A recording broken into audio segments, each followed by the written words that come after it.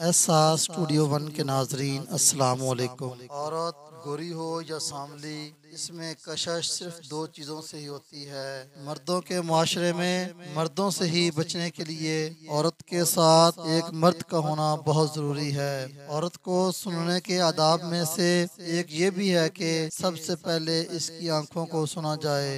औरत अपनी ज़बान और मर्द अपने हाथ पर काबू रखे तो एक खूबसूरत मुआशरा तश्कील पा सकता है। मोहब्बत करे और निकाह न करे और मजबूरी का बहाना बनाकर छोड़ जाए, वो मर्द हो या औरत, यकीन माने वो इंसान दुनिया का सबसे घटिया तरीन इंसान है। बिनते हवा कभी भी किसी इंसान के अल्फाज से मुतासर होके इसके लिए अपने दिल के दरवाजे नहीं खोल सकता। इसके अल्फाज सिर्फ अल्फाज हों और खुद को किसी अजियत में मुब्तला कर लो। अमानत सिर्फ चीज की नहीं या रकम की नहीं होती, अमानत राज की भी होती है। अगर कोई इंसान अपने जज्बात एहसासात आपके सामने बयान करे तो उसमें खयानत ना करें। जिंदगी बहुत आसान हो जाती है जब आप लोगों को अपनी जात बारे सफाइयाँ देना बंद करके अपने काम पर ध्यान देने लग जाते हैं। सच्चाई और अच्छाई की तलाश में पूरी दुनिया घूम लें, अगर आप में नहीं, अगर वो आप में नहीं तो कहीं भी नहीं। कभी कभार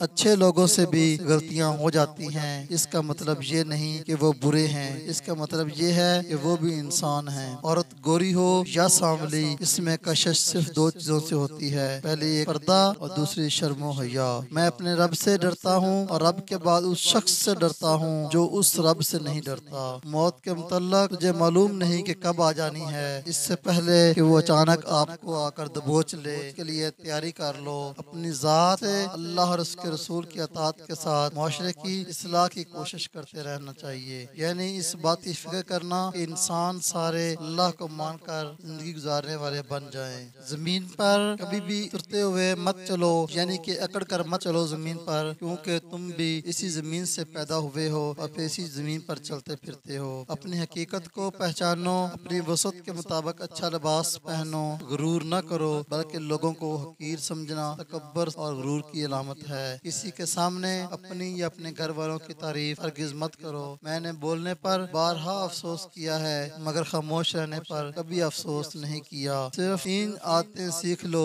हमेशा सरदार बन के रहोगे। हमेशा अच्छे अखलाक से पेश आओ, लोगों की हुर्मत का लिहाज रखो, अपनी जहालत को लोगों पर जाहिर मत करो। जो शख्स किसी ऐसे आदमी से गुफ्तगू करे जो उसकी बात सुनना पसंद न करता हो, तो उस शख्स की मिसाल उस इंसान जैसी है जो अहले कबूर को खाना पेश करे। बात सुनने वालों की समझ के मुताबिक बात करो। अल्लाह रब्बुल इज्जत से दुआ गो हूँ कि अल्लाह ताला आपको अपनी रहमतों और बरकतों से माला माल करे, रिज़्क में खैर और बरकत अता फरमाए और हमेशा अपने हिफ्ज़-ओ-मान में रखे। आमीन।